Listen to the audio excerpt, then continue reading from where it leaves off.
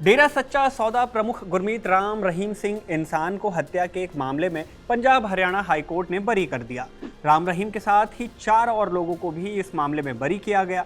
अब इस खबर से एक बात और एक सवाल सामने आती है कि ये मामला था क्या और वो कौन सी चिट्ठी थी जिसके कारण राम रहीम पर हत्या करने के आरोप लगे थे।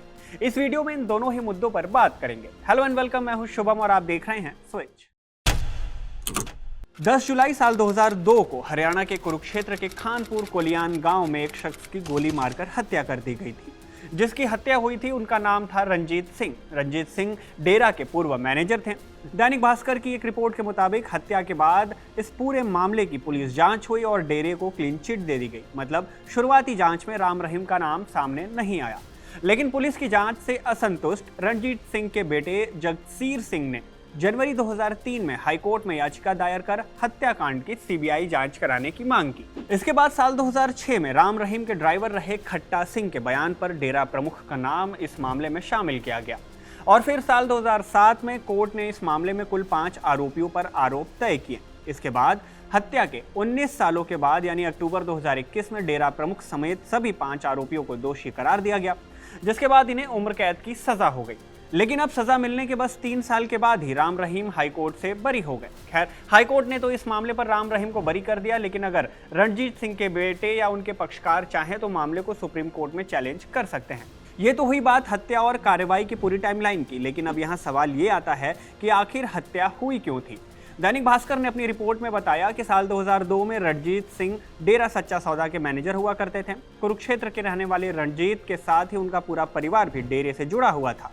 सब कुछ ठीक चल रहा था, लेकिन अचानक एक गुमनाम चिट्ठी की वजह से डेरा सच्चा सौदा में हंगामा खड़ा हो गया। उस गुमनाम खत में एक साध्वी का यौन शोषण किए जाने को लेकर खुलासा था। चिट्ठी सामने आते ही डेरा सच्चा सौदा पर सवाल उठने लगे। मीडिया रिपोर्ट्स में बताया गया कि ये वो चिट्ठी थी जो तत्कालीन पीएम अटल बिहारी वाजपेयी को भेजी गई थी। डेरे में यौन शोषण के आरोप सामने आने के बाद रणजीत सिंह आहत हो गए।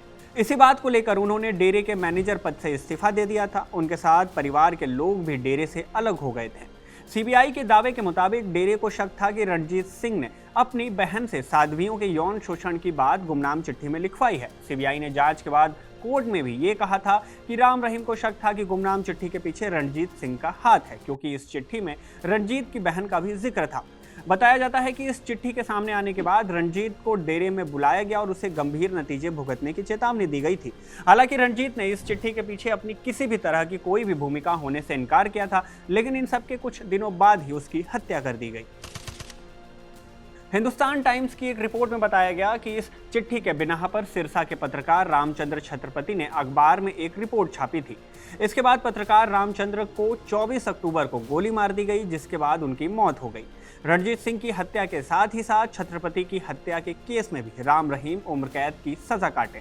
खैर, ये तो हुई बात हत्या की। अब बात हत्या की वजह यानी कि उस चिट्ठी की भी कर लेते हैं जिसके चलते इन सब के होने की बात कही जाती है। इंडिया टुडे की एक रिपोर्ट के मुताबिक ये चिट्ठी डेरे के महाराज द्वारा सैकड़ों लड़कियों से बलात्कार की जांच के मामले में लिखी गई थी।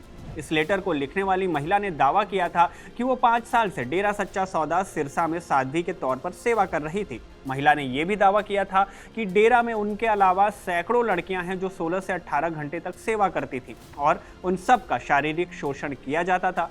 इस लेटर में गुरमीत सिंह मतलब राम रहीम पर भी रेप करने के आरोप लगे। लेटर में डेरा के अंदर की गुफा से लेकर गुरमीत सिंह के पौन देखने और महिलाओं को बहला फुसला कर उनका यौन शोषण करने की पूरी कहानी महिला ने डिटेल में लिखी थी। इसके साथ ही ये भी बताया गया था कि कैसे डेरा के अंदर रहने वाली लड़कियों के ऊपर जान का खतरा मंडराता रहता है।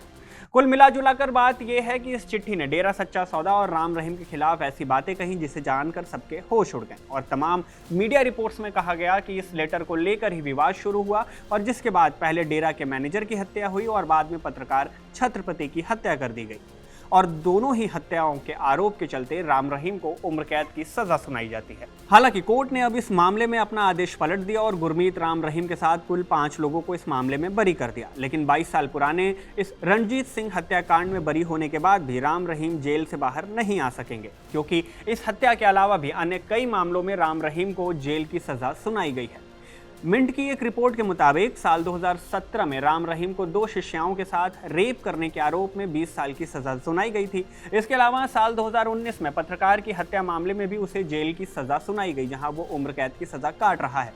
ऐसे में इन दोनों ही मामलों में सजा काटने की वजह से राम रहीम को अब भी जेल से बाहर नहीं आने को मिलेगा, यानी उसे जेल के अंदर ही रहना पड़ेगा। खैर, आप इस पूरे मामले पर क्या सोचते हैं? अपनी राय हमें कमेंट बॉक्स में जरूर बताएं। वीडियो अगर पसंद आई हो तो इसे लाइक करें, शेयर करें और स्विच को सब्सक्राइब जरूर कर लें।